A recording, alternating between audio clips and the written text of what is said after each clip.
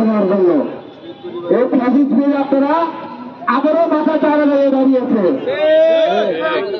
আমরা এই শপথ ফ্যাসিস্ট পেয়ে আপনাদের এই ভারতীয় জালাতে চিহ্নিত করে যারা একজনের হত্যাকাণ্ড জড়িয়েছিল তাদের যদি শাস্তি নিশ্চিত হতো তাহলে আজকের এই হত্যাকাণ্ড হতো না।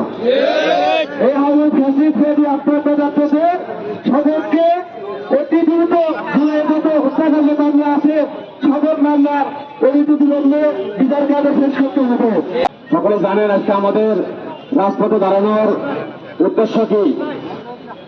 আমাদের বিপ্লবী সহযোদ্ধা শরীফ ওসমান হাদি তার সাথে কাঁধে কাঁধ রেখে হাতে হাত মিলিয়ে আমরা ভারতীয় আধিপত্যবাদের বিরুদ্ধে আওয়ামী সন্ত্রাসীদের বিরুদ্ধে রাজপথে আন্দোলন করে সংগ্রাম করে 5ই আগস্ট আওয়ামী লীগের পতন ঘটিয়ে তাকে দিল্লিতে আমরা প্রেরণ করতে সক্ষম হয়েছি।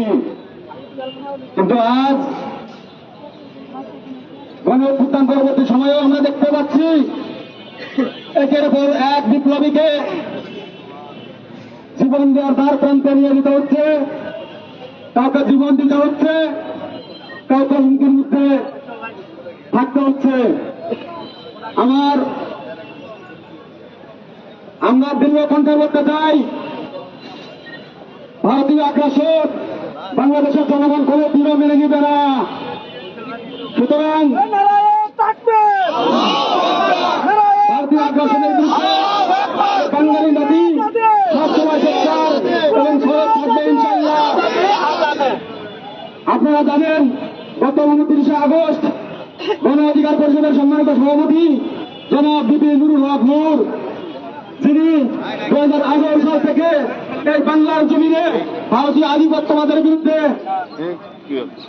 বলিষ্ঠ কণ্ঠস্বর হয়ে কথা বলে আসছে, সেই বিপি নুরকে দিয়ে শুরু করছে এই অন্তর্বর্তীকালীন সরকার তার একজন আসামিকেও আজ পর্যন্ত গ্রেফতারের আওতায় নিয়ে আসতে পারে নাই। যদি আমরা বিপি নুরের উপরে হামলার প্রতিবাদে রাজপথে সরব থাকতাম এবং এই অন্তর্বর্তীকালীন সরকার যদি এই বিপি নুরের উপরে হামলার সন্ত্রাসীদেরকে গ্রেফতার করতে পারত, আজ আমাদেরকে আজকের এই দিনে উপনীত হইতে হতো না। আমরা আমাদের এই হাদি ভাইকে জীবন দিতে হতো না। আমরা আজকের পর থেকে আর দ্বিতীয় কোন হাদিকে শহীদ বরণ করতে দিব না ইনশাআল্লাহ। আমরা ভারতীয় আধিপত্যবাদকে চ্যালেঞ্জ করতে চাই, আওয়ামী সরকারকে, আওয়ামী লীগের দুর্বৃত্তদেরকে চ্যালেঞ্জ করতে চাই।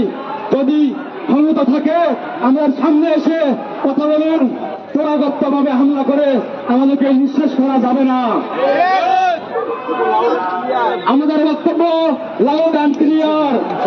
এই উপদেষ্টা মন্ডলী, এই অথর্ব উপদেষ্টা মন্ডলী, এই লেফটির উপদেষ্টা মন্ডলীর আমরা অতি জরুরি পদত্যাগ চাই, স্বরাষ্ট্রমন্ত্রীর পদত্যাগ চাই।